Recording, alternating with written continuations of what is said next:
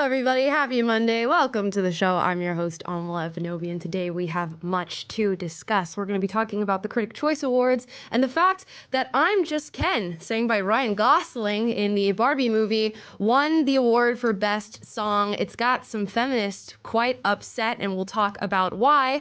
Plus the news out of Georgia with Fani Lewis, I don't know how to say her name, the DA in Fulton County, who has gotten herself in a very sticky situation that we're going to unpack when it comes to the whole Trump escapade that's happening right now in regard to election interference in Georgia. How does she get out of it?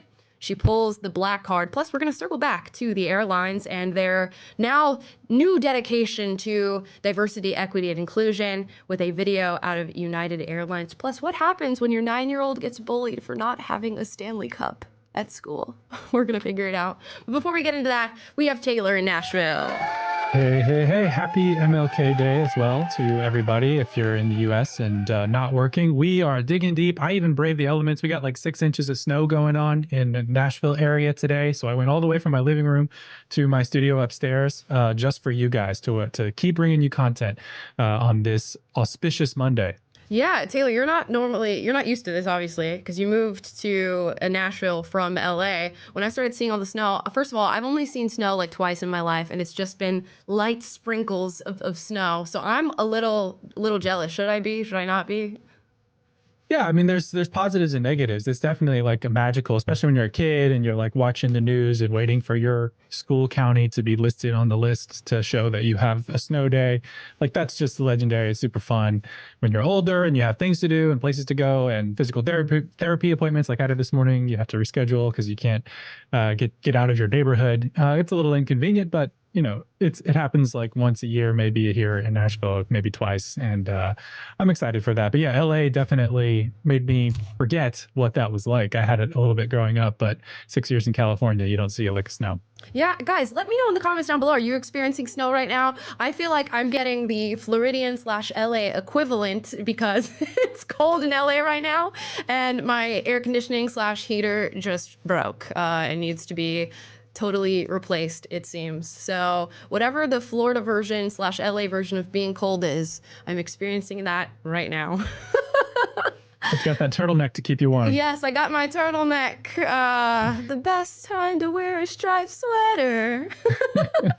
Guys, speaking of songs, silly little songs, we're going to get into the Critics' Choice Awards. Now, not much happened at the Critics' Choice Awards for the most part. It was hosted by, oh my gosh, what's that comedian's name again? Chelsea Handler, which funnily enough, did you guys know that Chelsea Handler and Joe Coy, the guy who just completely flopped at the Golden Globes, are exes? So Chelsea Handler ended up taking to the stage, hosting the Critics' Choice Awards, and she gave a few jabs at Joe. One of the jokes that the crowd laughed at, she said, "I'm so glad you laughed at that because my writers wrote that," in reference to Joe Coy's joke, or I don't even know if we can call it a joke at this point, where he said, "If you're not laughing, my writers wrote it, and when you laugh, I wrote the joke." The most awkward of times were had at the Golden Globes. Yeah.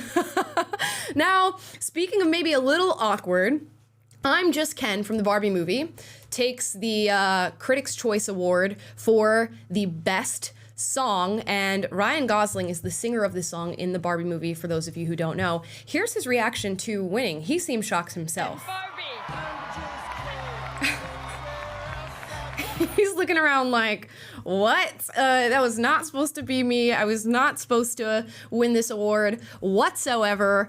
And some on the internet were shocked as well. For those of you who did not watch the Barbie movie, I'm Just Ken is a song, I would say towards near the end of the film, where Ken is really lamenting his status as a Ken within Barbie world, and he talks about his blonde fragility, which I think if we're going to extrapolate from and sort of analyze, he's talking about masculine fragility that men experience and not knowing his place in the world and feeling like he always comes in second to the Barbies in the Barbie world. So that's what I'm Just Ken is about. It's really in my opinion, if I'm going to analyze it, it's a song that is meant to kind of poke fun at men a little bit and their fragility and the things that they deem to be important and how they view their masculine status in a patriarchal world. And when that's challenged by Ken being in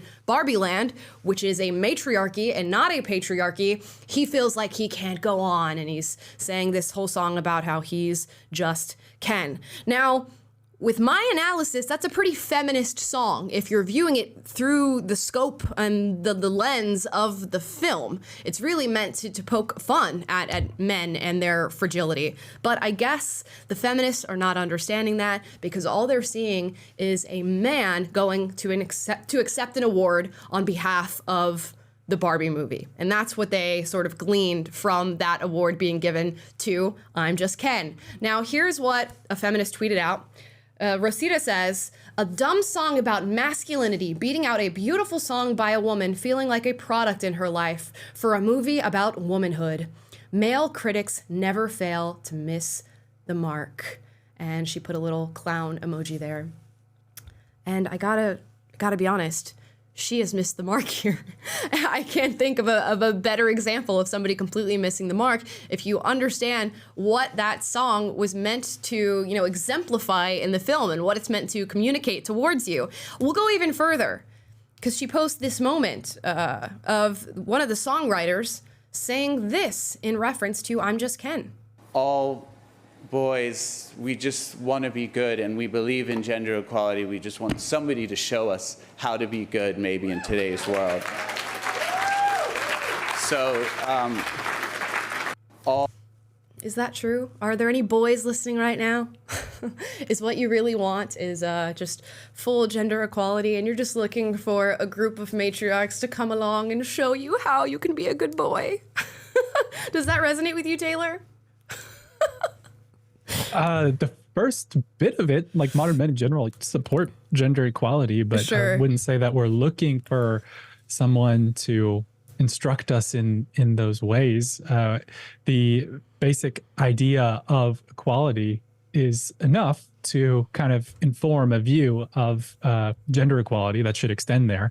And you don't need to be feminist-splained the nature of that. So no, it doesn't resonate with me. It seems very like infantilizing, to be honest. And it just reeks of more like sort of, that male ally vibe of like, oh, I'm the male feminist. I'm here to be an ally and support you. And I'm not a threat. I'm not one of the bad ones. I'm a good one. And I'm just here to listen and do whatever you guys want to do and tell me how to think and tell me how you want me to act. And I don't want to dominate the space or mansplain anything. It gives that energy, which is not really what we're going for. Yeah, and I again, the question becomes like, do we not have equality currently?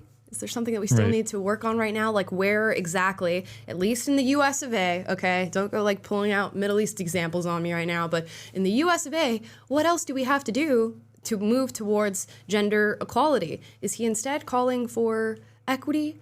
I don't know. But at the end of the day, it's just a song, right? And if anything, the song is very feminist in its nature and in what it's trying to communicate. So to be upset that a man is winning for a movie like Barbie just doesn't make sense. And it goes to show that you're probably not calling for equality. You are, in fact, calling for equity. The movie Barbie is about women, by women, and therefore a woman should win the award for Best Song. Now, it seems as though what they really wanted was Billie Eilish to win. As far as the other nominees, I'll read them to you here. The winner is I'm Just Ken. The other nominees were Dance the Night from Barbie, Peaches from the Super Mario Bros. Movie, sang by Jack Black, Road to Freedom from Rustin, This Wish from Wish, and What Was I Made For from Barbie. Now, if I were the critic making the choice on this or making the call, I would have picked What Was I Made For by Billie Eilish, just because I feel like it is a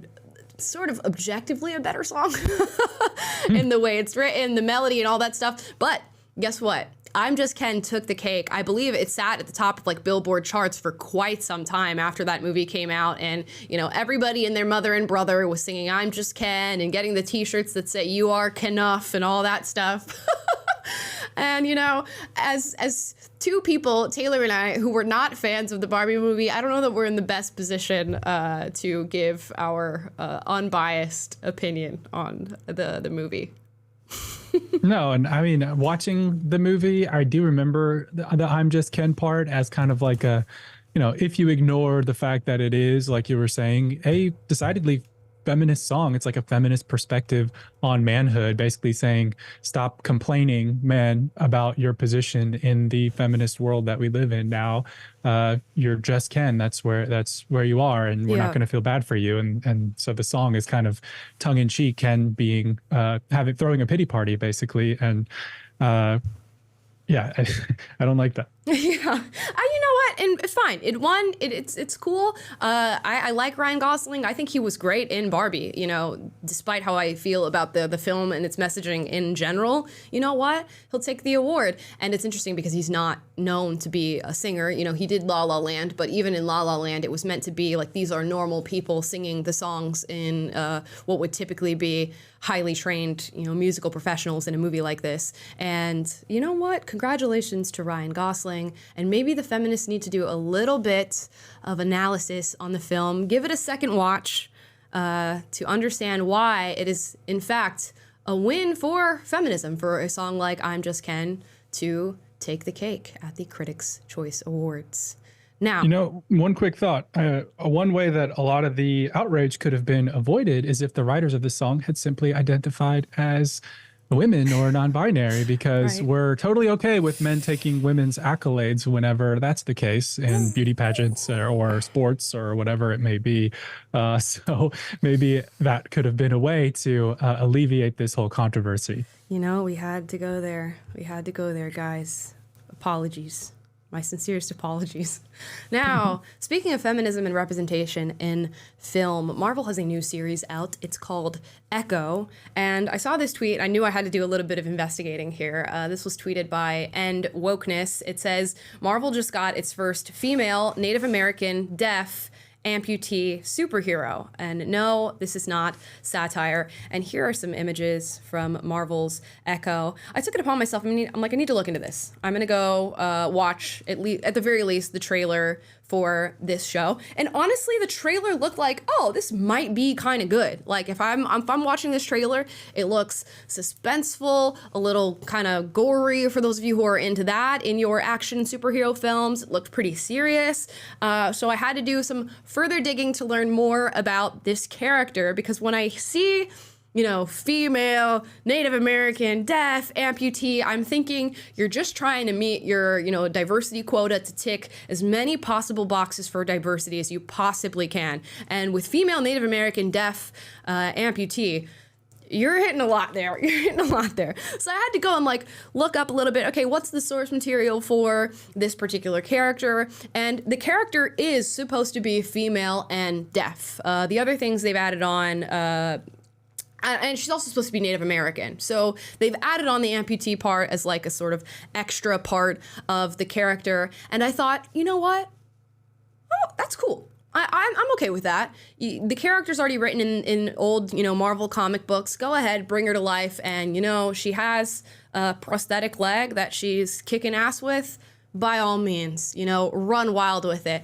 But then I got into watching some of the people who have watched this series and described some of the changes that they made. Now, this character is meant to be have like a photographic memory. So if she sees certain skills in combat, she has photographic memory, she automatically, you know, takes that in, and now she can emulate whatever it is that she has personally seen. Now they decided to change that, and because this girl is a Native American, so she gets her powers and all of her skill set in combat from connecting to her ancestors, and not just any ancestors. She must connect to the female ancestors, the matriarchs that have come before her.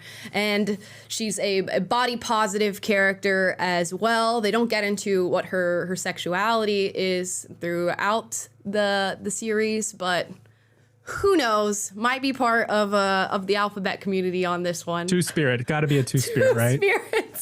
Two-spirit. And apparently they've just injected this stuff full of Native American imagery and I guess what we shall say indigenous imagery. So it's a lot of things going on there. I watched the trailer, and there's this one moment in the trailer where she, I guess, is fighting some villain of some sorts, and she pushes them through a wall into a skating rink. And the skating rink says, "Make America Skate Again." I'm like, Hey?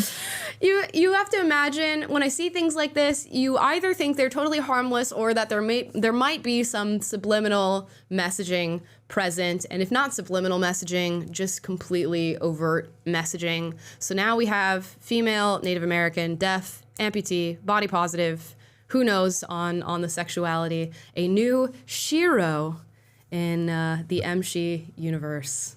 So...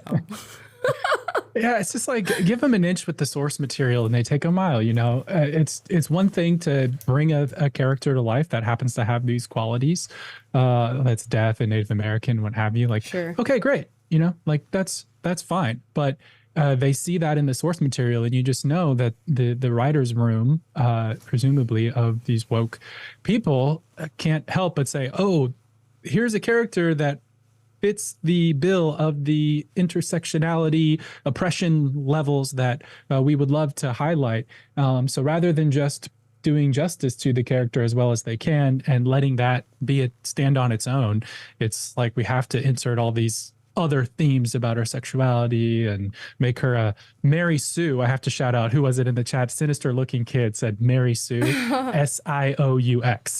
Mary Sue. So clever pun there. Yeah, Yes. I'm a sucker for the dad jokes. But yeah, it's just give them an each, take a mile. Just if they were able to adapt the character in a way that was just kind of like chill and faithful to the source material and made a good story, then I'm sure this would be more successful in generating a lot less outrage. Yeah, I'm not hopeful that their vision is truly, well, actually their vision is truly coming to light here. I'm not hopeful that it's an entertaining vision. Let me know if you guys would like me to watch this series or get my hands on it. I did see Gary from Nerdrotic. He did an entire video about watching this, and for the most part, he said it was a waste of time in watching. So I'm like, do I want to spend 5 hours of my life that I'm never going to get back watching this series just to see if it confirms what is already my suspicion about it? Maybe. I will do it for your sake if that's what you guys want me to do. But have you all noticed that there's like a lot of Native American, indigenous stuff popping up right now in Hollywood? I feel like this is like the new era that we're entering right now. In 2020, it was like Black stories. We're going to focus on Black stories. And then we went out of that era, which was, you know, Netflix, Hulu, Prime, all featuring African-American categories and putting those in order for everybody to see. It was, you know, the Oscars and the Emmys and the Golden Globes saying we need to highlight the stories of Black America and African-Americans, and we need to make sure that African-Americans are winning. And then we left that era and went into LGBT stories. We're going to focus on trans stories, non-binary stories. Let's give them all the categories. Pride Month, it was all over every corporation, as it is every single year. But now I feel like we're entering our indigenous era right now, and that there's going to be, I'm going to call it now, more and more indigenous stories that are popping up in film. Because what did we just have? Okay, so we have this this movie or series, Echo. You have that one with, what's her name? Lily Gladstone and Leonardo DiCaprio. Flowers of the Killer Moon. Killers of the Flower Moon. Yeah. Flowers of the Killer Moon, Killers of the Flower Moon. And then there was another sort of like drama comedy about being on a reservation that focused on indigenous teens that was quite popular. And I think we're entering our new era of indigenous stories in Hollywood. I'm calling People it are now. saying Yellowstone, I see.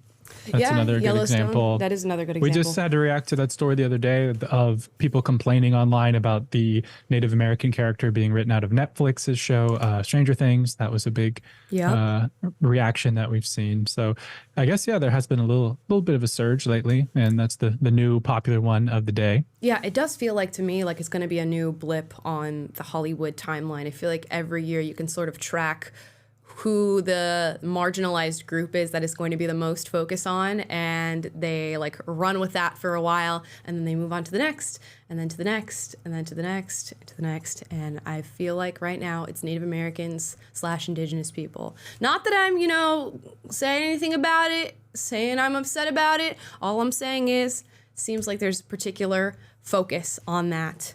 Now, I have one little bit of bad news for you, Amala. Oh gosh. We did What do is a it? poll in the chat, and we asked the audience if they think that you should watch Disney's Echo so they don't have to, and 67% are saying yes. Yeah, So it looks like gosh. you have a new assignment from the audience. I guess I will subject myself to watching this. We'll see how it goes. I want to go in with a clear head and a little bit of optimism, so that it can be crushed into pieces. Now, let's talk about this story out of Fulton County with the DA, Fani Lewis. I don't normally concern myself with politicians, politics in general. We don't do a lot of election coverage on this channel, if any at all. But this story has popped up, and since this woman is pulling a black card in her response to this, I must watch and react to this with you. So here is the headline out of ABC News. It says, Fulton County DA Fani Lewis defends special prosecutor following allegation of romantic relationship. The DA called herself, quote, flawed and, quote, imperfect during church remarks. Now, in Fulton County, the district attorney, Fani Lewis, spoke at a church in Atlanta on Sunday morning where she gave an emotional and passionate remark that appeared to acknowledge for the first time the affair allegations leveled against her last week, while also defending the special prosecutor she brought for the election interference case against Donald Trump. So there's an election interference case against Donald Trump occurring in Georgia. The district attorney, Miss Willis, was responsible for choosing, special prosecutors for it. One of the prosecutors, she is alleged to have had a relationship with. His last name is Wade. So you can think about this as being a major, major conflict of interest. The DA who picks these prosecutors, they end up getting paid. And I believe this man was paid $600,000 to be part of this. Fact check me if I'm incorrect on that. But if you have a relationship with the man that you have chosen to take on this prosecutorial position, that looks a little bit shady, doesn't it? So you can maybe lead him in a certain direction, also benefit from the money that he is receiving for being in the position. And it seems as though, allegedly, during this relationship that she's had with him, they've gone on many lavish vacations, cruise lines. They've been treating themselves to possibly the money that he received by being a prosecutor in this election interference case. So this has all come to light. The allegations have come to light, and they're waiting. Okay, what's Miss Willis going to respond to this? What's she going to say? Is she going to acknowledge the relationship that she may or may not have with this man and set the record straight? The answer is no. She is not going to do that. Is she going to instead pull the black female card on everybody? Indeed, that's exactly what she's going to do. Let's watch the video clip for your viewing pleasure. Now, this was at a church convening where she decided to grab the mic and give us this performance, shall we say. All the glory I receive, it's His grace, not a perfect me. We are at a time in history, people. Hear me on this. We are at a time in history when you can no longer sit back and just let other folks do it. You cannot expect black women to be perfect and save the world. The Lord is completing us. We are not perfect. We need your prayers. We need to be allowed to stumble. We need grace. With that kind of support, we will move mountains and do Jesus' will, stumbling all the way. Oh, let's pause there for a moment. I have a lot to say about this. I'm sure any Christians watching will probably also have a lot to say, considering the fact that she just said what she is doing is Jesus' will. That is a really interesting choice of words. Now, what what a masterclass in manipulation this actually is, to set yourself up as a victim before responding to the actual allegations that are, being alleged against you, and setting yourself up as already being majorly flawed and majorly imperfect before getting into the ideas of the allegations placed against you. Because once you do that, right, it's okay that I, slept with this guy and we're using the money for lavish vacations, allegedly. It's okay that we're doing these things because I'm a flawed and imperfect being. And so long as my flawed and imperfect nature is working towards an end goal that we can all agree on, which is the indictment of Donald Trump and not allowing him to be able to run for president, then that's okay. Because I am doing, what the Lord is willing for me to do. I'm just stumbling along the way. Do you all hear that?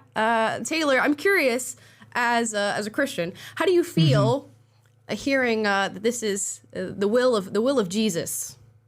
It's a lot of mental gymnastics. I don't know what she's hiding behind this idea of, everyone says I'm not perfect, like only God's perfect. And while that's true, and it's a reason to be gracious to people, it's not a justification for showing zero contrition, for showing zero remorse, for taking zero responsibility for your mistakes, for your wrongdoing. And that's clearly what she's doing here. She's obfuscating from the obvious elephant in the room, which is that she has misappropriated these funds. She's chosen her lover, which is also, you're in a church and talking, under these circumstances, it's just wild. That is an unchristian relationship, and you're funneling money through it, and that's also an unchristian way. And then to say that this is God's will, it's so many layers of things wrong with it. I don't really know where to start. And to also invoke, like, you're justified because nobody's perfect. You're justified because you're a Black woman and in this certain category, and equating yourself to MLK. It's just like so many things just throwing out there to cloud you from the view and to prevent her from just saying the obvious fact of, I did something wrong and I apologize. I'm taking responsibility for that. I shouldn't have done that. I should do better. I will now attempt to make restitution and amends for that. That's what you should be doing. That would be the Christian thing to do, speaking the truth, acknowledging it, and repenting of it and doing better. But instead, you just get this giant mess. And no, it is not Christian. Yeah, you make a mistake these days, and then you get to just be like, I'm Black. And then they go, oh, shoot, I forgot. Carry on. I forgot you're Black. I also forgot you're female, so carry on. And then you get to share this sentiment as if you're doing what you've been willed to do, which is just insane. That's an insane thing to say. Let's hear more, though, from Miss Willis. So his flawed, hard-headed, and imperfect child has a message for each of you today. Please find a way to do your extraordinary, God-given assignment and make this community and the world a better place for all of his people. See, it is never about who you are. It is always about the great I am and who he is. See, we are all flawed, sinners, unworthy, imperfect, damaged, but we are qualified upon his calling. You can find common ground with people of all different ideologies if you simply commit yourself to being obedient and steadfast in your efforts and his work. If you commit yourself, God will turn your hard-headed self into the extraordinary for his kingdom. Thank you. That is wild to me. That is wild to me.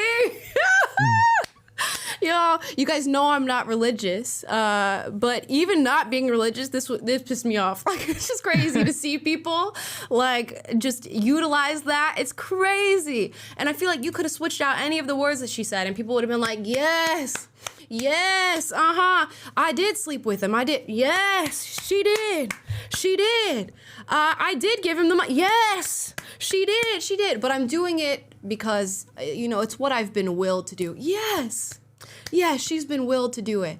And the fact that what she's essentially saying is that I'm able to, mess around with the rules a little bit and do what it is that I want to do because it's in service of the greater good. That's what she's communicating. I'm doing what is for the greater good. And if you, break a few, rules in your endeavor to service the greater good, it doesn't matter. And, I'm constantly going to be, flawed and imperfect. And, I'm going to see my way through this while I stumble along the way. So with that language, which is actually very brilliant, what she's saying, she said, I'm going to continue to do my job.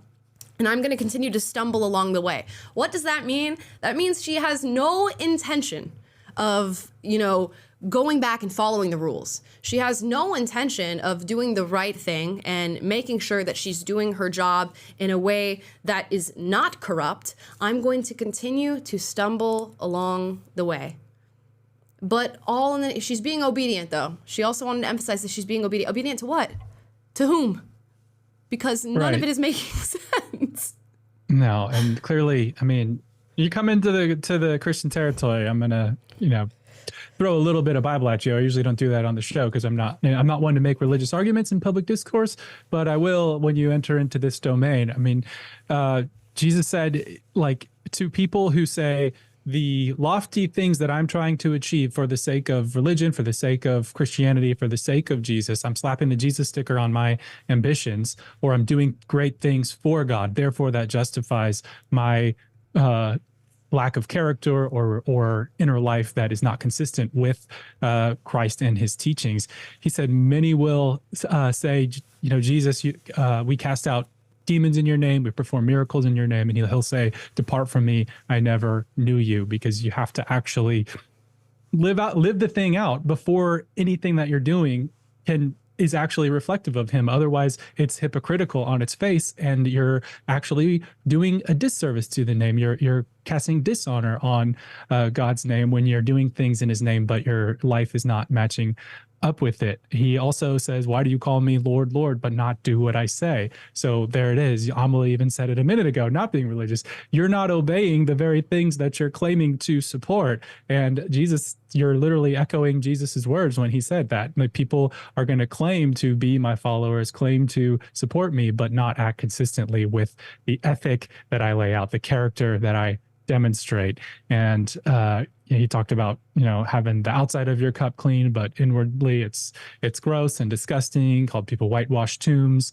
So he was very much big on being right and not just looking right, and being right on the inside and letting that be the thing that transforms the world through you, not doing great things on God's behalf, but having total corruption in your character. That's no different from anybody else that you criticize. And this does just irk me, because this is precisely why Christians have such a bad reputation in our country right now and across the world. And people, anytime you mention Christianity, it's, oh, they're just such hypocrites and blah, blah, blah. It's because of this mentality.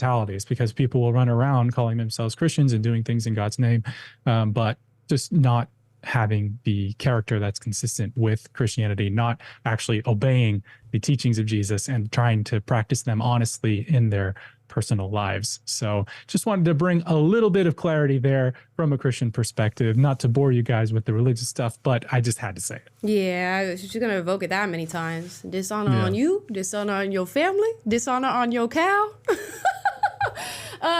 Just hilarious to see. Do we have that tomato soundbite? We do. You know what? You know what Miss Fani Wilson gets for what she did? Boo, tomato, tomato, tomato. I'm throwing tomatoes. Boo, I'm throwing tomatoes. I'm throwing tomatoes. A tomato should have been thrown.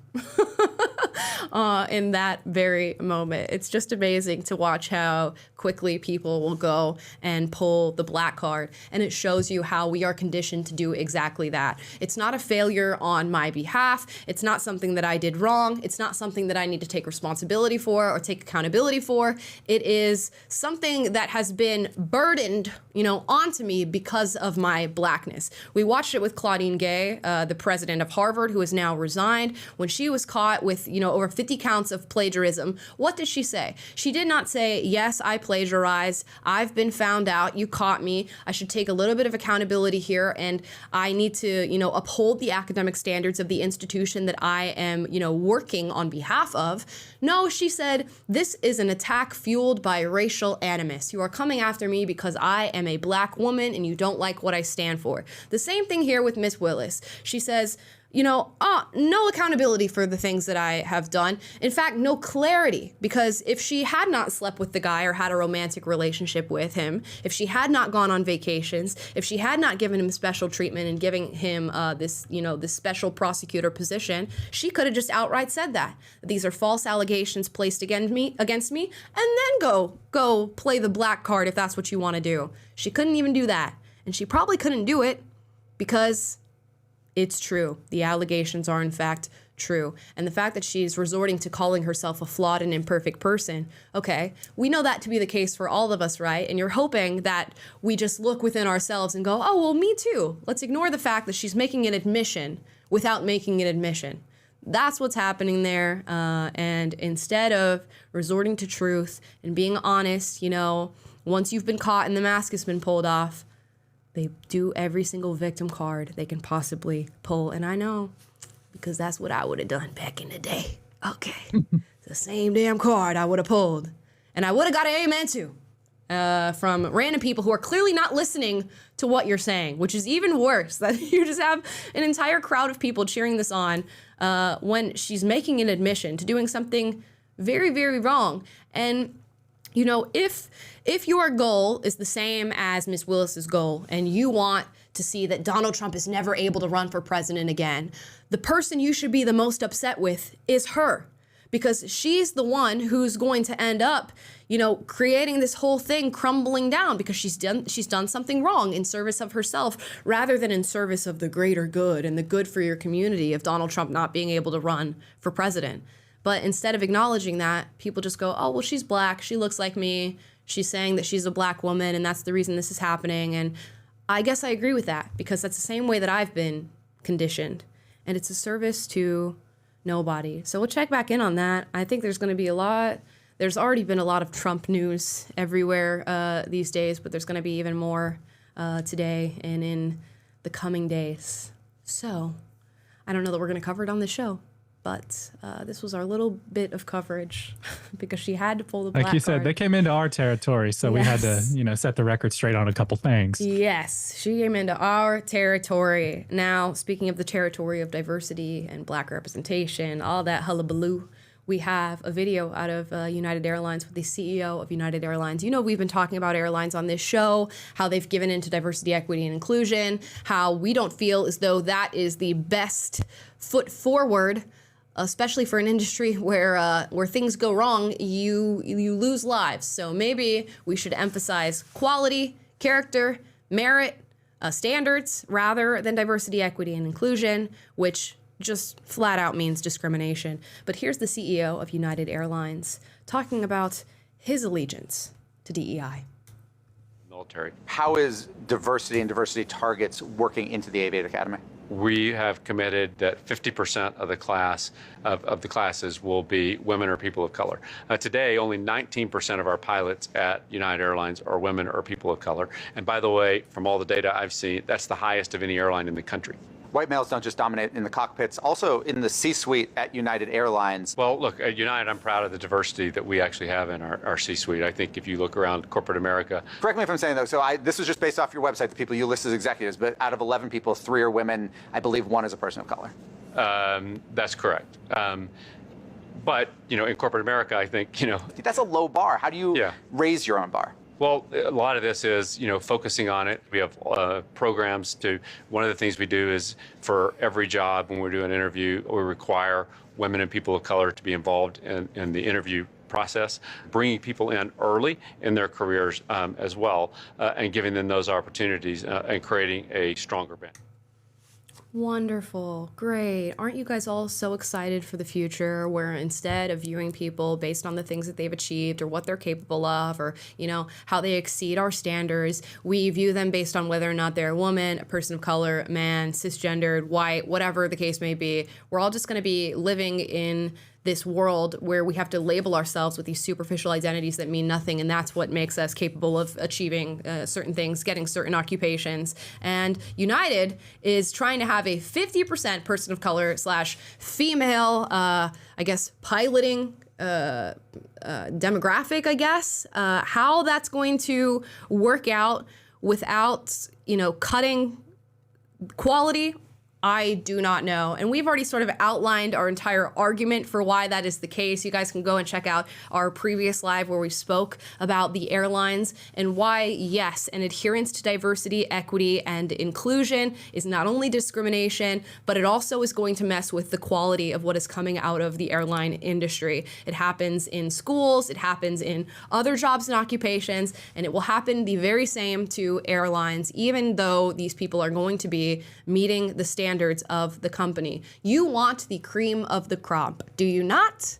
And that requires not having a dedication to discrimination. And if white males are for some reason showing up at a larger percentage as airline pilots than any other demographic, maybe it's because that's just where they want to be. Maybe there are other reasons to reinforce why there are white males showing up in piloting more than other demographics. And it's not because we're not allowing black women or black men or Hispanic people to be pilots. It's just because within the white population and amongst males, there tends to be more of a drive towards wanting to be an airline pilot. We don't need to look at these disparities and immediately cry racism and say we need to solve this with DEI. We should in fact investigate why white men want to be pilots more than other demographics. That's okay. We don't need to live in this equity-based world where we try to cut things up into percentages and then stuff people in it to fill our quota. It's not going to end well, and this is a very tricky industry to say it's not going to end well. And I hope it doesn't come in the form of actual real-world examples as to how this won't end well, and that we nip this in the bud before it gets that far. That's my nipping it in the bud would have been preventing this ideology from capturing all of our major institutions, from academia to Hollywood to corporate boards that govern who gets to run companies like United and run our industries. But alas, this ideology has seeped its way into every nook and cranny of our society. But it is getting pushback and people are waking up, and it's a good thing. We've reacted to that Harvard story recently. This airline thing I don't think is going away anytime soon. And it does seem like DEI is kind of being weighed and measured right now and found wanting by at least most of the common sense public. But we definitely hope that the knockout punch actually happens and it just becomes anathema. That's really where it needs to be. It needs to be, if you're supportive of DEI efforts, if you're supportive of positive discrimination, then that should be something that is considered shameful. We should just categorically reject this newfangled morality, this newfangled ideology that judges things based on Marxist ideas of power dynamics instead of on the merits and on character, on competence, on ability, and establishing an equal playing field and letting people rise to the top. When you create these quotas and you create these, we must hit this mark of this group of people, other groups of people are going to be discriminated against. And look, you never hear them complain about the underrepresentation of females and minorities in garbage men, or the ExxonMobil CEO saying we need more females working on oil rigs or whatever. I mean, maybe they probably are saying that these days. I shouldn't say that. But, letting people, and I always think of Jordan Peterson too, like in the Scandinavian countries, which people love to point to as bastions of gender equality, he says when in a culture that corrects for, where there's that are egalitarian, that treat men and women equally before the law and in the culture, the differences between men and women actually exaggerate. When they're free to choose whatever career and free of social pressures, women more tend to go towards fields that involve people like nursing or teaching or things like that. And men more go towards the fields that are more traditionally men. And look, we always make exceptions or whatever. That's not the point. The point is we don't need to try to socially re-engineer reality. We should just live in reality and hold to our principles that allow for a fair and just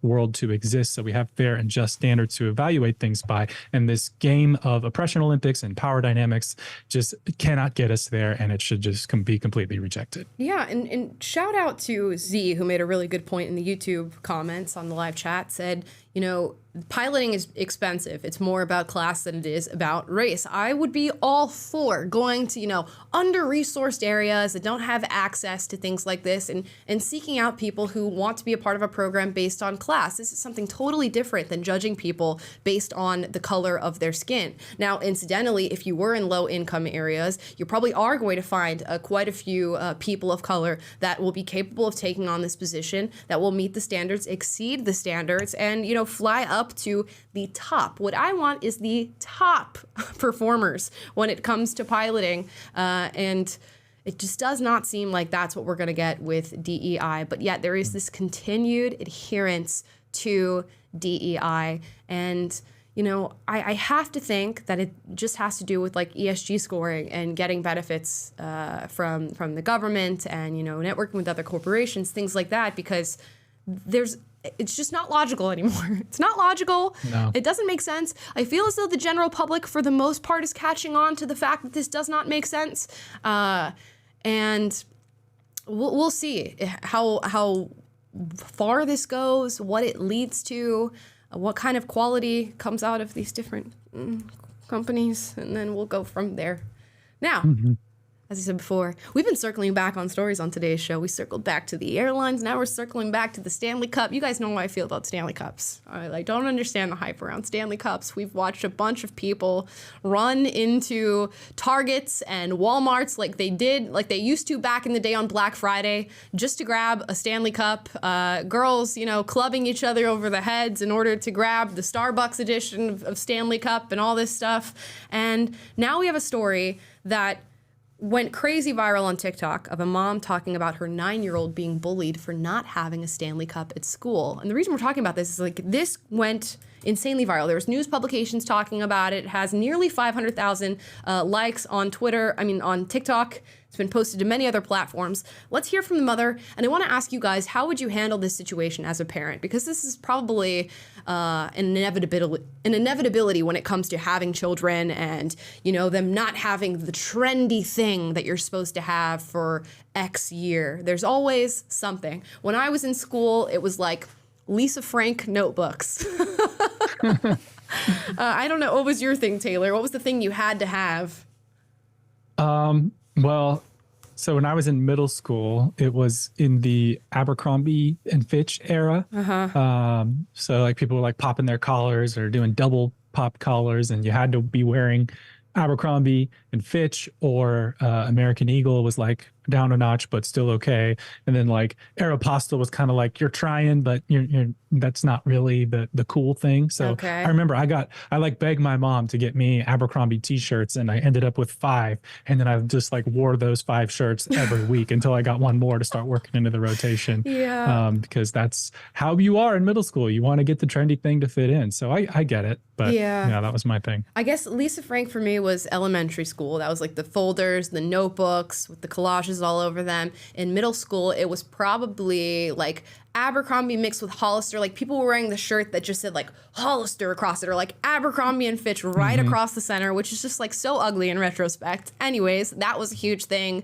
Not having money for the book fair, the Scholastic book fair that comes to school, that was like a huge, like everybody feels bad for you. You might get bullied a bit, which sucks. Kids suck sometimes, okay? Let's go ahead and acknowledge that. And if you're a kid who's bullying somebody for not having a Stanley Cup, you guys, you need to chill, right? We need to be nicer. And some kids are just not nice. Now let's watch this video of this mom detailing her problem.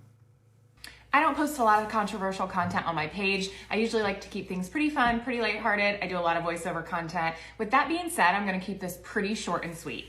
This is the cup that we got our daughter for Christmas. This is not a Stanley. This is a $9.98 Walmart cup that she said she thought was cute. She is 9 years old. On the second day back to school after Christmas break, she comes home. She's not crying, she's just upset. The girls, all the other girls in her grade, I'm not saying all, maybe she said 9, 10 of them all got Stanleys for Christmas. And they made sure to let her know that this is not a real Stanley, that this is fake and it's not as cool. So she comes home, she's upset. She asks if she can have a real Stanley. Do I think that a 9-year-old needs a Stanley? No. Do I have one? Yes, I have one. I don't have 50 Stanleys in all different colors. I'm not going to Target and fighting other women or moms to try and get the new Valentine's Day Stanley. I have one.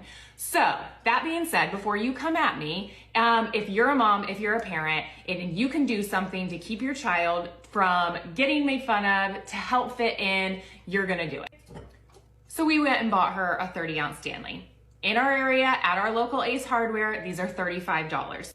Can we afford to buy her a Stanley? Yes. Did I think that she needed one? No. Apparently I've been proven wrong by the children in our school that are making fun of her for not having a real name brand Stanley. But this doesn't start with the kids. This starts with us. This starts with parents, with moms. What are we teaching our kids? You better believe that if our 9-year-old daughter came home and somehow we found out that she made fun of another girl at school for not having something name brand, whether it's a Stanley, Lululemon, Uggs, I don't care what it is, we would be calling the family. We would be making her write a note to apologize. We would make her apologize in person, because that's not what we do in this household. And that's what we need to be teaching our kids. It does not matter. It's great. If you want to have name brand things and you can afford name brand nice things, that's great. We are fortunate enough that we can afford name brand things. But once again, we're trying to teach our kids that they don't necessarily need that. Things are earned. Okay, you get the gist here. She caved to the cabal of 9-year-olds who were making fun of this girl and went and bought her a $35 Stanley Cup. Guys, oh my gosh. I like, when my kids are of school age in the future, when I have them, I just am wondering what the next commercialized thing is gonna be that your kid gets bullied for not having. And right now it's a Stanley Cup. And there is like Stanley Cup derangement syndrome happening right now in the US of A. Everybody and their mother has a Stanley Cup. I've seen girls on TikTok that have 200 Stanley Cups, which makes no sense to me, considering the whole idea, from my understanding of the Stanley Cup, is that it's like reusable, it, you know, lasts a long time, and you only need one. So these girls are going out and buying 200 Stanley Cups. I saw a story the other day that said, the new Stanley Cup has a heart on it. We need to go buy the new Stanley Cup. There's a heart on this Stanley Cup. So girls are going out and buying it. And I'm like, where's the heart on the Stanley Cup itself? It's not even on the Stanley Cup. It's on the little piece of paper that comes wrapped around the Stanley Cup with the price tag on it. And people were going to the store in droves to get the Stanley Cup where the piece of paper has a heart on it. Now, if I was the parent in this case, I can understand the want to sort of like cave and just make the situation better. You get her the Stanley Cup, the kids shut up. But part of me is going to be like, no, we're not going to do that. We're going to stand up to this little group of 10-year-olds and we're going to tell them that you don't need a Stanley Cup to be cool and that they're in fact lame for coming after you for not having the Stanley Cup, and that your cup is actually cool and they can deal with it. Now, how you get a 9-year-old to work up the courage to do that, I don't know. But that's the goal that I'm working towards with my future kids. We are not allowing them to be bullied by a group of 9-year-olds with Stanley Cups. Yeah, I don't know. I mean, where's the line between like relieving your kid of distress versus taking the opportunity for a teaching moment? I'm with you. I think I would tend more toward taking the opportunity that this presents to say, yeah, these kids are dumb and they suck and they shouldn't be judging you on something so stupid and arbitrary as a cup that you have, and it's dumb. But of course, you know, a 9-year-old girl may struggle to put equal weight in your lofty rhetoric compared to what they're facing at school. But, you know, I don't know. It's a tough call. I do lean towards, though, like teaching moments are something that you generally want to lean on. I'm curious how parents feel in the chat. We did do a poll. Would you buy your kid a Stanley Cup? Not necessarily in those circumstances. 85% of you said no, and 14% or 15% say yes. I will have hoped that in my 9 years with that child, I would have sent down enough values in my parenting that she would already know to come after these kids and say, you're not going to bully me over not having the Stanley Cup. I would hope that she already doesn't place too much weight on these like little mindless consumer products that are now just like taking over the world for their 2 weeks at a time. And then people move on to the next thing. And yeah, I don't know. It's just, there's always going to be something else. So I'd hope it could be a teaching moment where you teach them not to be susceptible to that, because, 2 weeks later, it's going to be, did you get the new Drunk Elephant? Did you go get the Summer Fresh moisturizer? With like all the kids going to Sephora, that's a whole nother thing. There's going to be the next thing after thing after thing. And you have to learn that like, no, I want the cup that we went and bought at Walmart for $3 that nobody else has. And, that makes me unique because all of you guys have your little conformist Stanleys. And I'm not vibing with that. I want my unique my little Walmart cup. Your dad can go dig out his old Nalgene, which was the cool cup like 5 years ago, and you can bring that to school and educate everybody on that. Or I was talking with somebody and they reminded me of that. And then before that, we had like Hydro Flask and there was Camelback. So every couple of years, there seems to be a new way that's like the cool way to drink your water. And I wonder how long the Stanley Cup will be sitting on that throne. Gosh, and you guys will have to remind me about this other cup that was super trendy in like, I want to say the early 2010s.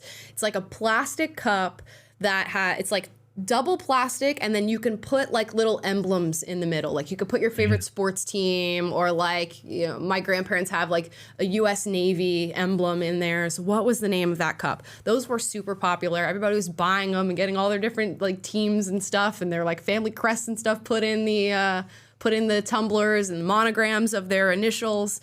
There's always a new trend. And just think of all the microplastics we got in it because of those. Yeah, tumblers. Was that the name of the brand though?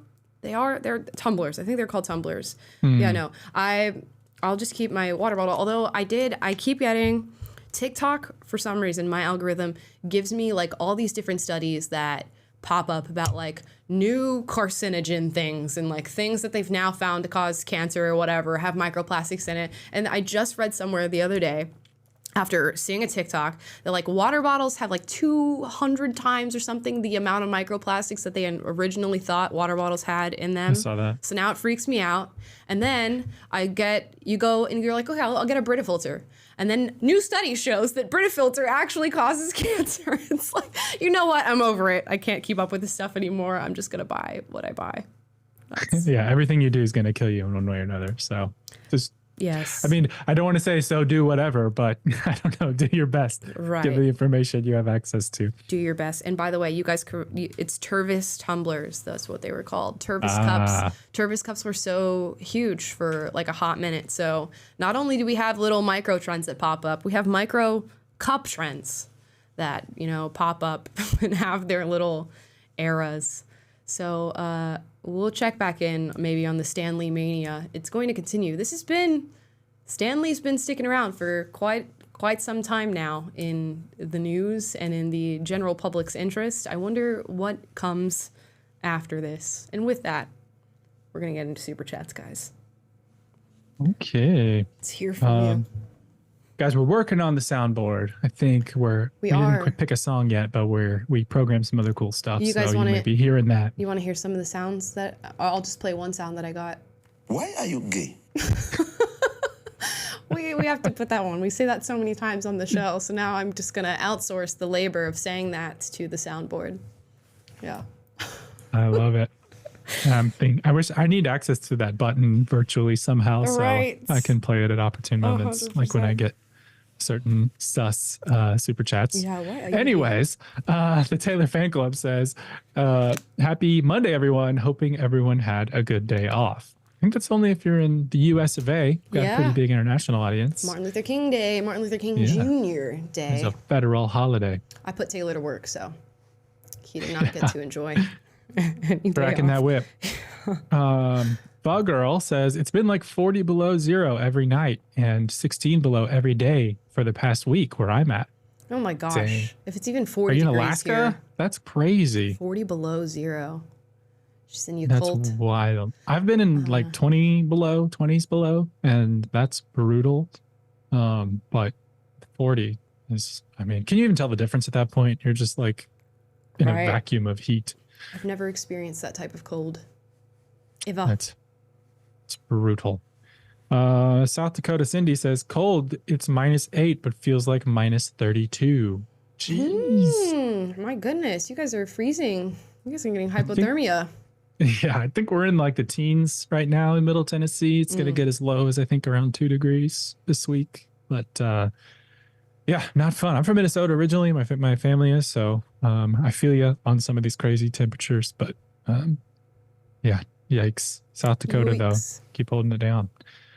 I will say, if you have that cold for an extended amount of time, they call it cabin fever, where you just like don't even care anymore and you just go do it. And when I lived in Minnesota for a year, when I was in high school, I got that in the winter. I was like, you know what? I'm not going to do nothing. So I'm just going to get over it. Yes, it's freaking cold, but who cares? I'm going to go. And then you kind of get used to it. I don't know. People are like, how can people live up there? But You do. it's not that bad. Yeah. Seems About White says, hey, Amala and Taylor, my partner and I are team truck drivers for FedEx and watch you while driving all over the country.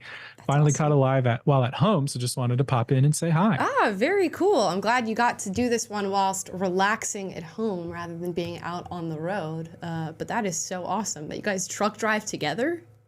That is so cool. That's super cool.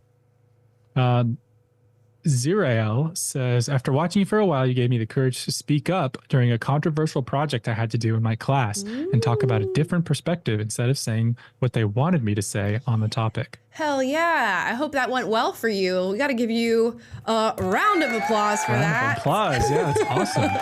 That is awesome. Yeah, and I hope it went well and that you didn't, ruffle too many feathers or, get too many haters because of it. But if you did, so be it. Congratulations. Let them hate. No, that's my favorite.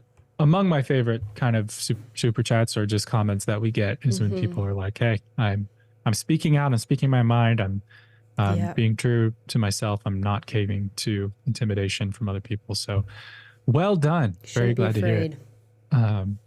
Rebecca DeCombe just sends a super chat from New Zealand. It looks like, but no message. Thank you so much. Oh.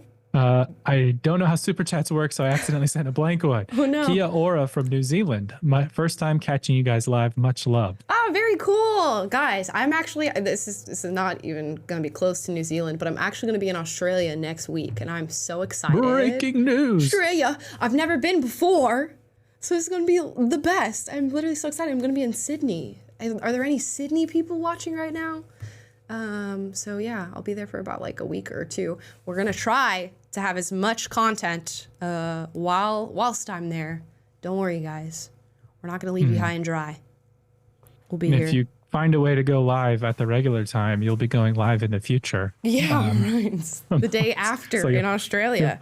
You'll have to let us know what it's like in the future over there. Yeah. Let's see, which is cool. We have a bunch of y'all are from Australia, so I'm sure they're excited to hear you'll be visiting. Yeah.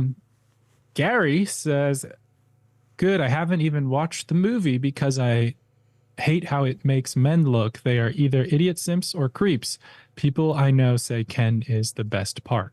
Yeah, I think Ryan Gosling, Margot Robbie, they did really great performances in Barbie, and there was no really like bad acting or anything like that. It's just the general messaging that I couldn't quite get behind. Yeah, all the men in the show are like not very bright, or they're horrible human beings. So not very bright, horrible human beings. That's what you get to choose from. Yeah, it's feminist caricatures of men. Yeah. Which is fine in a movie that is, that's the world that they're creating. And, yeah. Is what it is. But Nikki T says, I'm a longtime listener back to Will and Amala.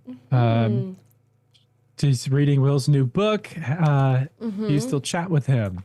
I do not. Not in touch. We send each other Lord of the Rings memes now and then. So that's about the extent of my contact as well. But It's awesome that you've been listening for so long. Thank you. That's an OG. That's like how many years? 2.5 years? Is that 2.5 years? Yeah, about 2.5 years ago. That's insane. Rebecca DeCombe says, I don't know how Superchats work, so I accidentally sent a blank one. Oh, I already read that one. Oh. Sorry, I had to skip up and read that whenever you sent the blank one. Sheen Shine says, happy Tuesday from Australia. 40 degrees Celsius here later. That's so hot. Thank you both for keeping me sane during pregnancy, sneaking some things in while my baby sleeps. Oh my gosh, during pregnancy. Congratulations. Do I have a sound effect for that? I don't know. Applause again? That's a pregnancy sound effect, I feel like. Congrats on that. Wow, in Australia. See you soon. Yeah. I'm Hey. sure that alone time is precious, so we're honored that you chose this show and glad you're hanging out with us. 100%. Annie the Pimp just sends a little emoji of like a dancing little egg. Love with it. Maracas or something. Dancing egg. Very nice.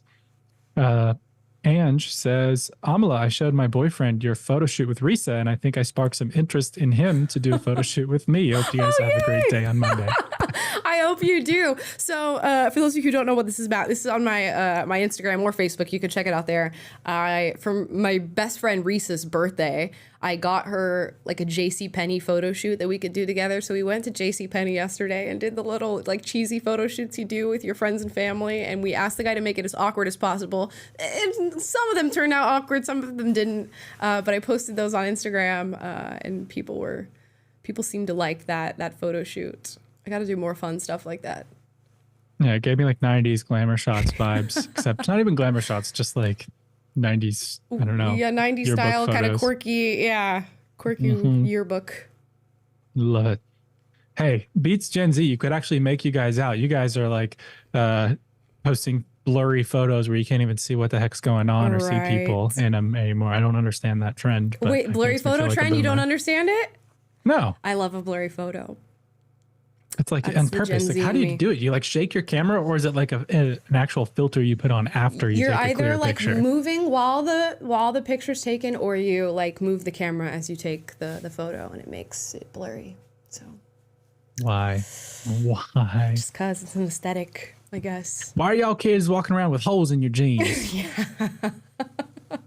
My grandpa always says that. Now. He's like, I can do that for you for free.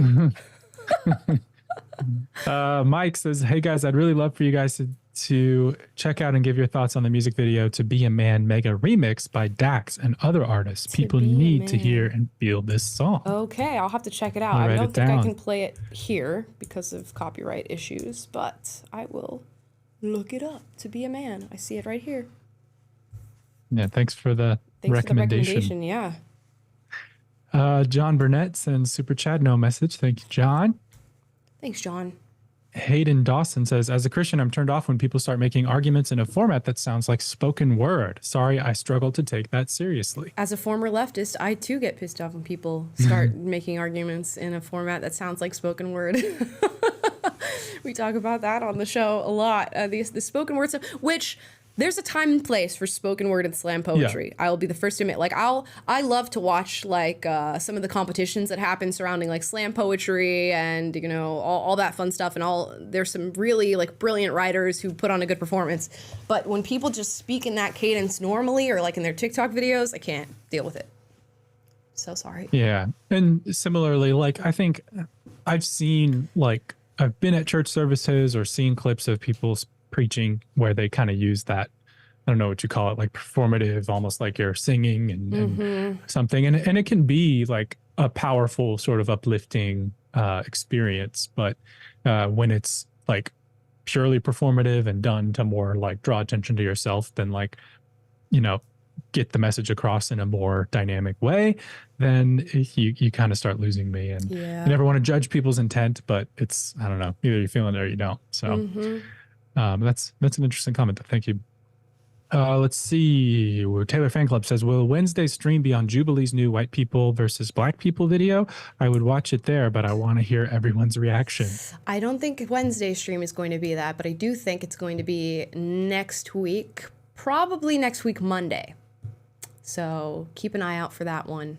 Yeah. So decide for yourself if you want to wait that long Yeah, for our decide for reactions. yourself. We encourage y'all to watch Jubilee's videos first. We do. And maybe you can bring some more informed opinions Yes, you'll in the be chat and say, when I saw this, this is what I thought. Yeah, you'll be stacked and prepared if you watch it before. And yeah, make sure you subscribe to Jubilee as well, guys. We like their channel a lot.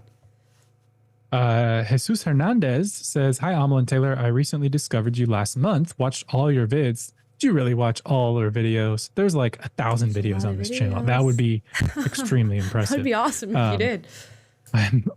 Well, we need to make you a plaque or something if you finished all the videos. But he says, I'm so grateful for you. You gave me a voice I never thought I had. Wow. You guys are going to make me cry. That's so sweet. Oh my goodness. Wow.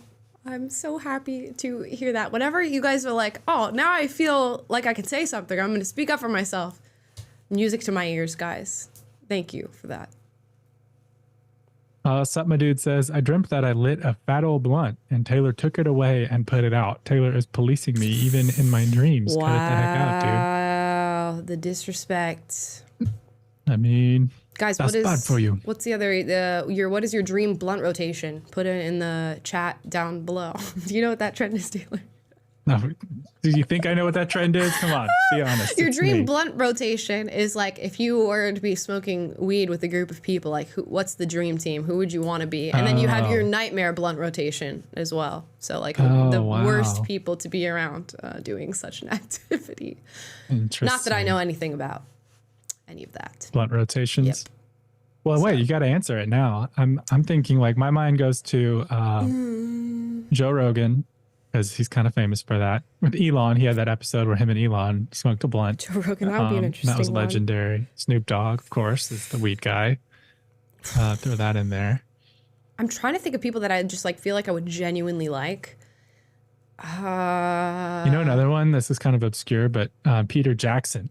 Because I was just watching, this is so nerdy, but I was watching the like bonus features from the extended editions of Lord of the Rings. And he's talking about his like just how much went into the films and the reverence they had for Tolkien and how much they read about him. And just, those are my favorite movies of all time. And I would love to pick his brain about like just the process and everything that went into that. So super nerdy, but I would totally, that's good. I don't smoke weed. I've had weed in like edible form, but but I would do it for Peter Jackson. I'm trying to think of like who I want, like a mix of interesting people, but also people maybe I'm inspired by, like just interesting people. I feel like Jennifer Lawrence would be like so cool to hang out with. She seems like she's got a cool personality, chill girl.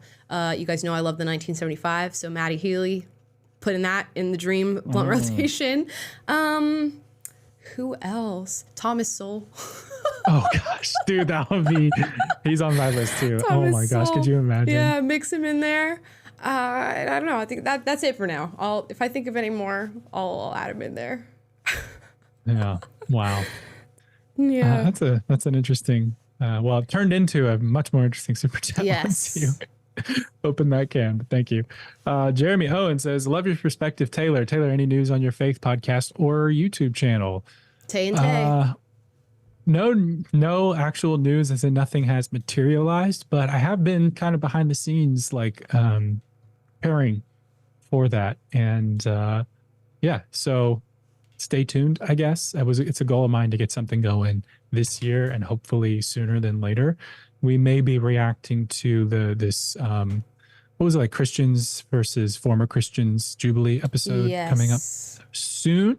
And I think that'll get into a lot of stuff, and maybe I will want to elaborate on some of those things on another platform. So stay tuned. Stay tuned, y'all.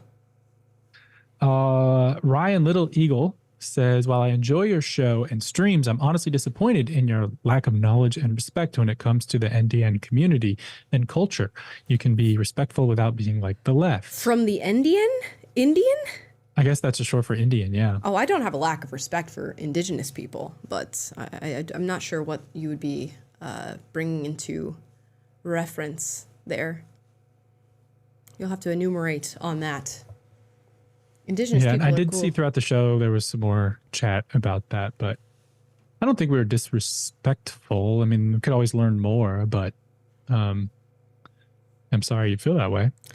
Yeah, But sorry you feel that thank way. you for the super chat. Yeah, no negative feelings towards Indigenous people. Of course, Just of course. a very clear pattern here in Hollywood that I think is just, you can see as plain as day with your eye. It's not to say that it shouldn't be happening. It's just to say that it most definitely is. Yeah. Virginia Whitley says, imagine when they start saying that we need 50% of brain surgeons to be women in POC.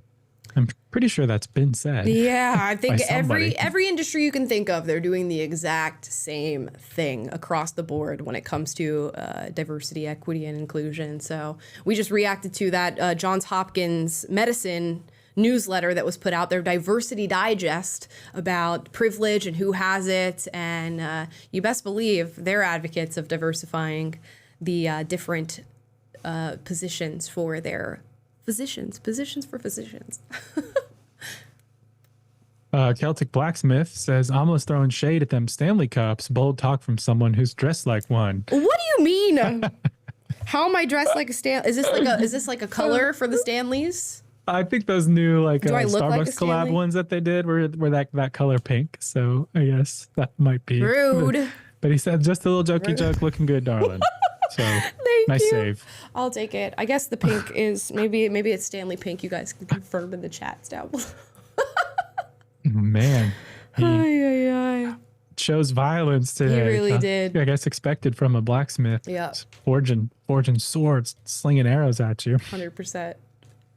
Loretta Jean MUA says, does anyone else do all their major household chores while listening to Amala and Taylor? I've already swept and mopped my entire house while listening. Signed, Amala's Winged Liner Fan Club. You guys are better than me. Oh, thank you for the compliment on that. You guys are way better than me. I wish I would listen to podcasts and clean my apartment. I do not. I do not do that. I took me a second I was like, what the heck is winged liner? Is that something I don't know about? But it's like a makeup thing, right? It's the cat eyes. Got you. I see you. That's funny. Yeah, I actually had a very productive weekend. My wife's out of town for a work trip, and I was like cleaning the house. I took down all our Christmas decorations. She gets really stressed when she has to go travel for work because it's like really busy, long days. She works these trade shows, and I told her I'm helping her fight the stress from the home front by being productive at home, because when the house is clean, she gets back, she's much happier. Yeah. As I learned my lesson. It's good to return to year a ago or so. clean apartment / house. Yes. Monica Leah says, why women haven't said women should work as sewer. Why haven't women said women should work as sewer workers, plumbers, electricians, farmers, foresters, miners, metal workers, carpenters, etc.? A good question indeed. It's because it's not desirable, is it? We only want equity in the positions that benefit us and not in the ones that don't. Jeez. Joy says, OMG, I love the new soundboard sounds. Like the video, everyone. Clearly they earned it. LOL. Like the video. What else do I have here? This one. Stop it. Get some help. Stop it. Get some help. Do you guys recognize this sound? That is not correct. That is not correct. If you know where that's from, drop that in the comments down below. I feel like that might be a deep cut. I don't know if it's that deep of a cut. I didn't know it, but you educated me. Yeah, let me know, guys. Let's see. Boz says, the blatant failure of public education in this country is truly a sight to behold. Anything to create more uneducated adults to manipulate, I guess. Yeah, I don't know. I teeter on like thinking it's like a strategic thing, like these evil elites are planning all this, and then just thinking it's just ignorance, like just ignorance at play, and that's what's leading to these problems. But yeah, the public education system is not always bad. Like, I was a publicly educated individual and turned out just fine, really valued my education, loved the education that I received in public school. Just seems like nowadays it's getting worse and worse and worse. And I don't know if it's like a plan or if it's just, the wrong people running things and running them into the ground. Yeah, I always thought I would send my kids to public school, but the last couple of years have made me want to change my mind on that. I went for a couple of years of public school. I was homeschooled, I did international school, I did private school for a little bit, like the whole gamut. And I think that there's an element of like being socialized once you have, like you're raising your kids, they're being inculcated with your values and such, and then you can send them out into the world. But now there's such a like an overt effort to indoctrinate, it feels like, and it's just, I don't trust it. Yeah. So I think there are other ways to socialize your kids. Maybe you had like one teacher you didn't like, or like a couple of bad kids in class that you had to like watch out from, or you knew they were bad influences. Now it's like everywhere all the time. I don't know. It doesn't seem like a good environment. No, indeed. Another one from Ryan Little Eagle. Could do without the left's anti-white in Echo. For Native people, it's nice to see our culture and selves in mainstream media in a modern day, and not the dances with wolves John Wayne stereotype. Ah, interesting. I've seen. Is there a not an appreciation for that movie? I did not know that, for Dances with Wolves. Have you ever seen that movie? I have not. I know about it. It's like Kevin Costner, right? Yeah. Let us know Oscar down winner. below how you feel about that film, because I know it's a very, very popular film. I watched it for the first time maybe like a year ago and didn't really think too much of it. Yeah, I think if you're gonna tell a story, I don't think it's at all wrong to focus on, an indigenous background. And like I said, this was the original character from the old Marvel comics, was an indigenous female who also happened to be deaf, which is why I think it's important to go back to the source material. It's a little different when you intermix it with other diversity narratives, though, and other political things, as it seems is very clear they're trying to insinuate with some of the messaging. And while we're talking, when Ryan sent one more, says it's disrespect that he was referring to felt more from side comments in previous streams, but it's not malicious, just comes from not knowing.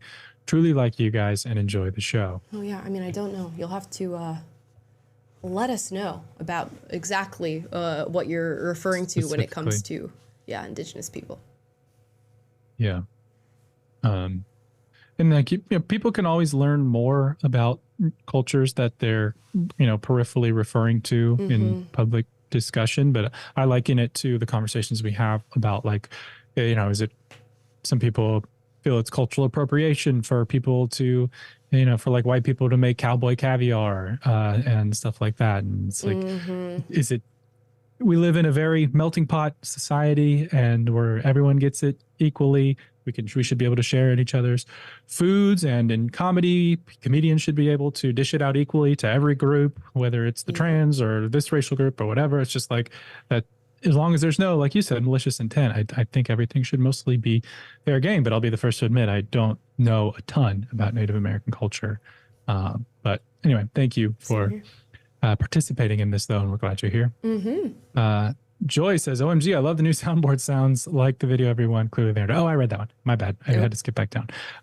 Let's see. Brittany says, the brand trends have always existed, but when I was 10, I wanted Lisa Frank anything. Yeah. Heelys and an American Girl doll. Kids should want toys. I never got an American Girl doll. But that was a super huge thing. Those things are expensive. Like, that's insane. The American Girl doll industry is huge. Lisa Frank was totally a big thing. Yeah, it is interesting to like see the shift for kids fall out of like toys and more things that we would view to be immature into like Stanley Cups is like a thing that 9-year-olds want, which just kind of like blows my mind a little bit. I think there is an argument to be made, or maybe this is like a video topic of, we're blurring the lines between like kidhood and teenage like hood, and they're sort of mixing together. And I think that's happening with social media now, because like now 9-year-olds can watch content of like 13-year-olds and 15-year-olds and 20-year-olds, and now like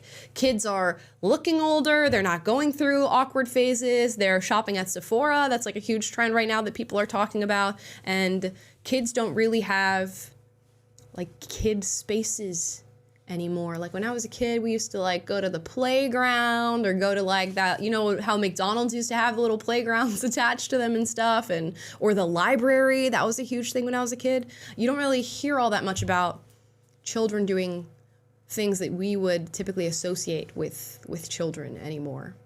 But y'all, let me know in the comments down below. I don't have much of a bridge to the lives of 9-year-olds and 10-year-olds. So maybe you guys are still doing that sort of stuff. Or if you're a parent, maybe you're still doing that with your kids. But it feels interesting that they're like, they want to go to the mall or like Sephora and buy Stanley cups and stuff. It's a little different. Yeah. Yeah.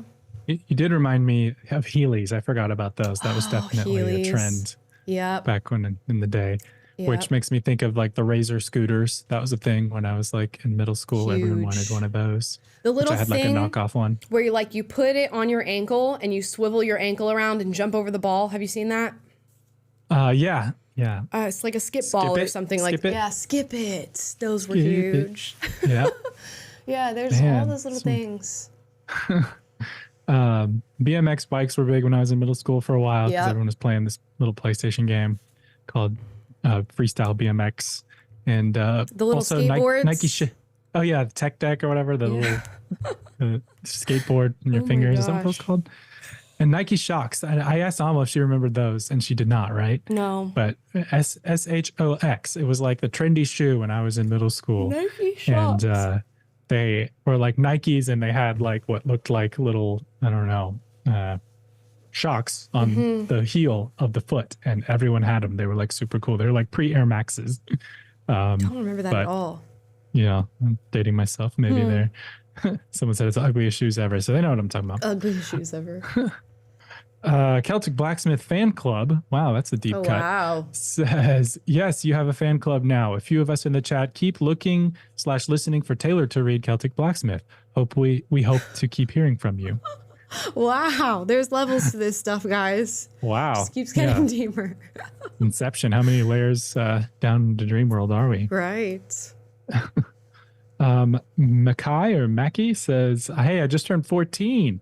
I'm assuming you probably did, but have you read 1984 by George Orwell? The way the story is super accurate is kind of eerie to me. I have not. And we talked about this, I think, on our last live. All these like books that pop up, like what is it? Fahrenheit 451, Fountainhead, 1984. Yeah, Brave New World. The only reason I have not read the books is because so many people talk about them in the circles that I'm in and in the videos that I watch that it doesn't feel necessary to read them anymore because of how often they are like cited or used as examples, or people are, detailing what happens in the books to compare to what's happening today. It's kind of taken away my drive to go and read the book itself, if that makes sense.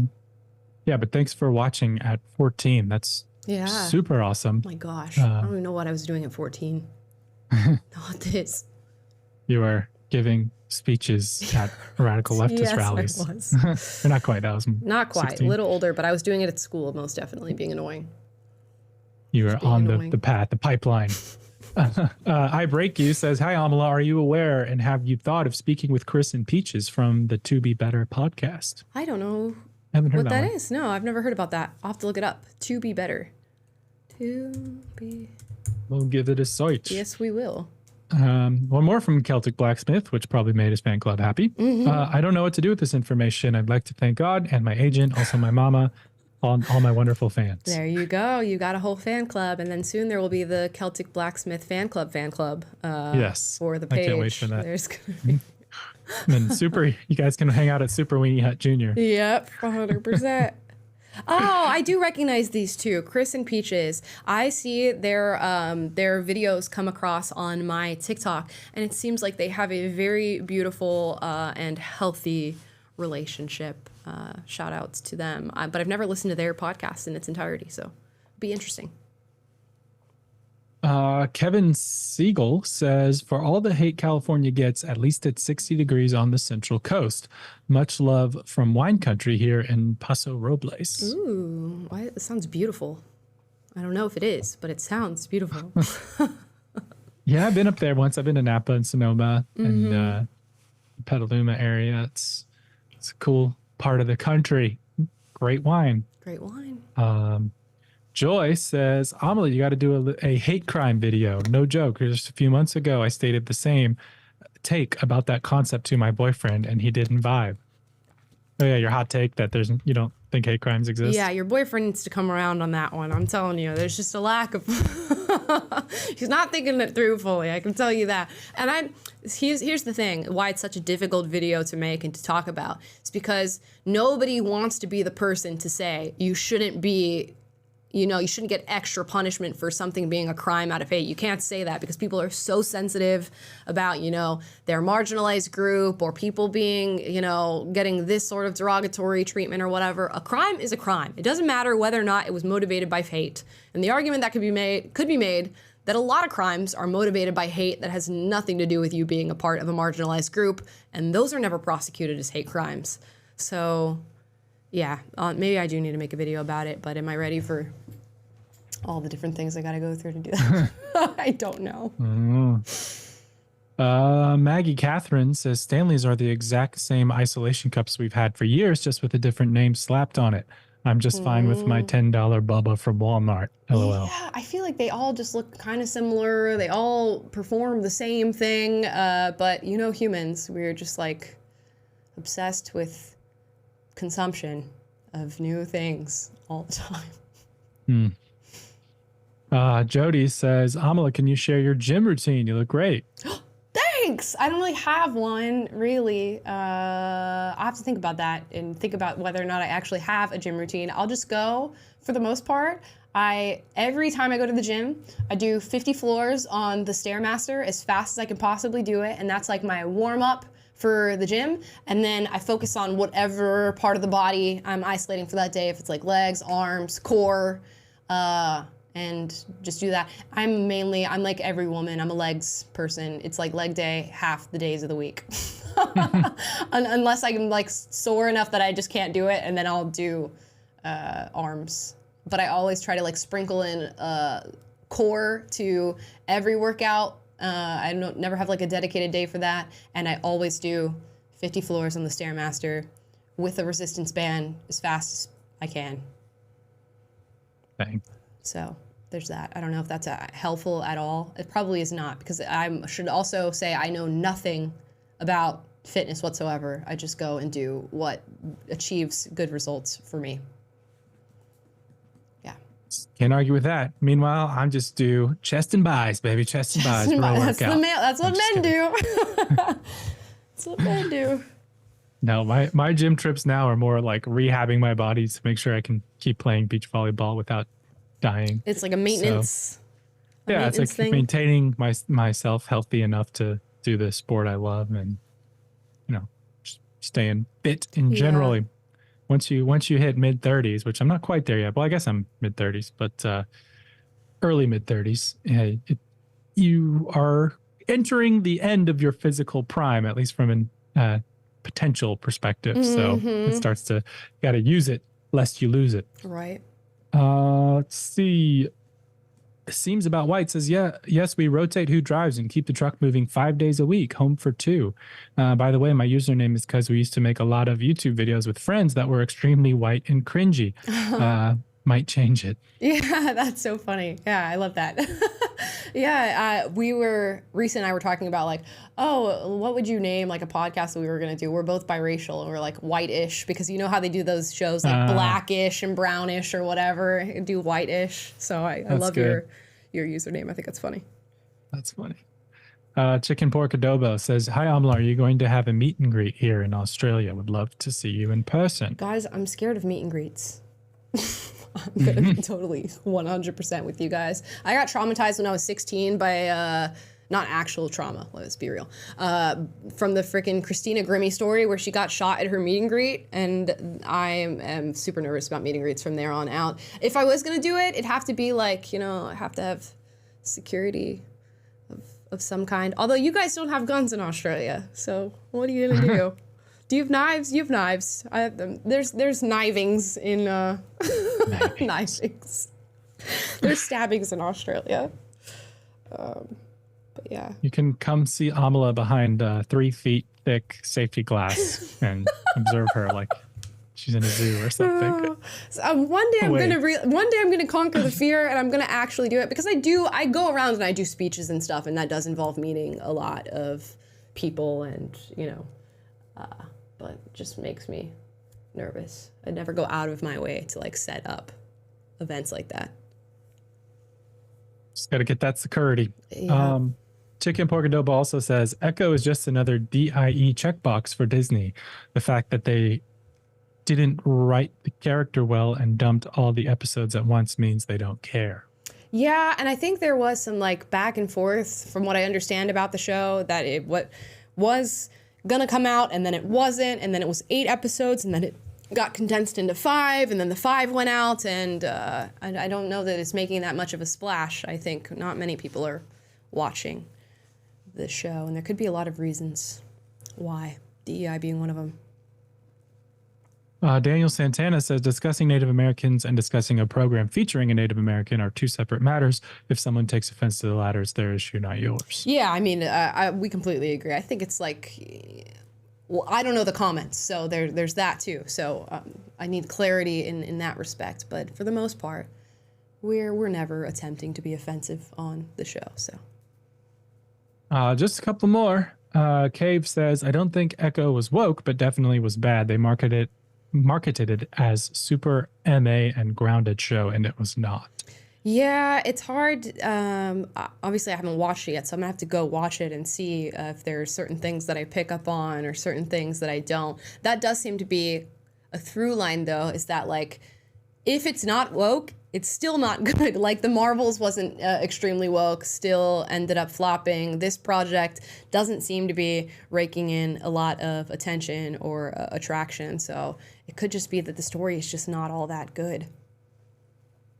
Boz again says, just want to thank you for pushing secular conservatism and actually trying to change the minds of people you disagree with.